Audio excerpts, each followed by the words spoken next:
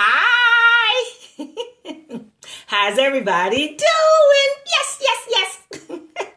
I am so excited and so happy to be back with you again today. It's a beautiful day here in Charleston, South Carolina. I pray that all is well wherever you are tuning in from.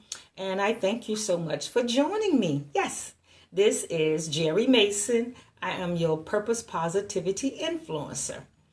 And it is my intention to show up as often as possible to give you words of encouragement, inspiration, and motivation to assist you in moving past anything in your life that may seem negative to you and help walk you through changing that to a positive by sharing some of my experiences and some words of encouragement. So once again, I thank you for joining me, and I look forward to sharing with you today's message in your Purposed Positivity Minute. Thank you so much. So today I want to talk about the mindset muscle. The mindset muscle. How is your mindset right now? What is your thought process? How are you staying positive with all that is going on in the world right now? How are you staying positive? What are you watching on TV? How long are you spending on social media? And with those two questions in mind, are you allowing other people's belief systems and moods to sway you and your mindset? Think about it.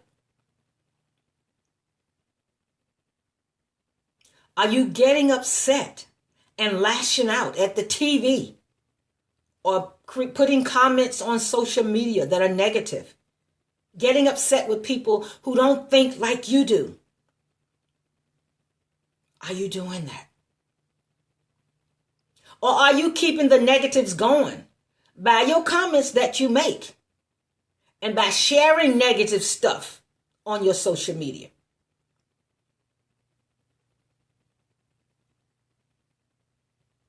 I'm going to give you one example of how I controlled my mindset several years ago. And I know this is not directly related to what we're going through right now. Nevertheless, I controlled my mindset. In 2009, when I moved to Charlotte, North Carolina, I was only there for 2 months before my roommate kicked me out. Now, I already had an apartment that was waiting for me, and I was scheduled to move in 3 weeks, but that did not happen fast enough for her, so I was kicked out. So that meant I was homeless. I ended up going to a Salvation Army homeless shelter for women. Did I want to be in a homeless shelter? No, I did not. Did I have a negative attitude when I went in? No, I did not. Everybody in there was complaining about being there except me. And you know why I wasn't complaining? Because I had a job in Charlotte, North Carolina. I was getting paid. I had a brand new car, and I had never made the first payment on it. So I was riding in style. I had a roof over my head at the homeless shelter. I tell people, when I do my speaking engagement sometime and I bring this up, I tell them I had 3 hots and a cot, and I was not in jail. So I had a good attitude. People could not understand how I could be so happy in a homeless shelter. So let me share a little bit of what I did.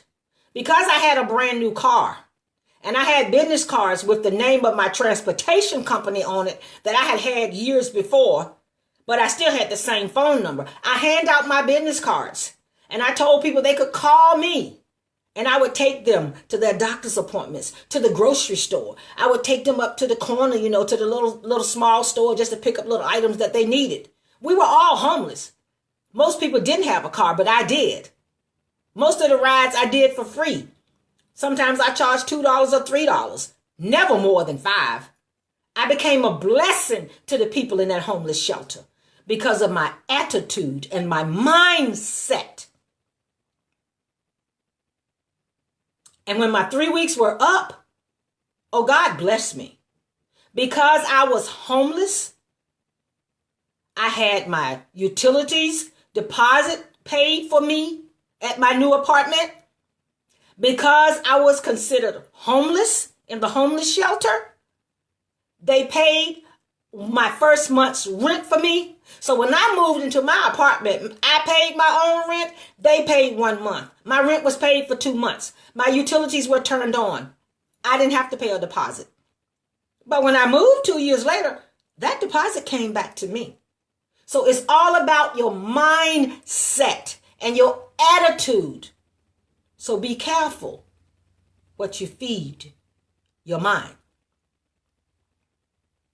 And lastly, remember, there are people out there right now behind the scenes working and preparing to tell you what you need, what you want, what you deserve, and what will make you happy once your current situation ends.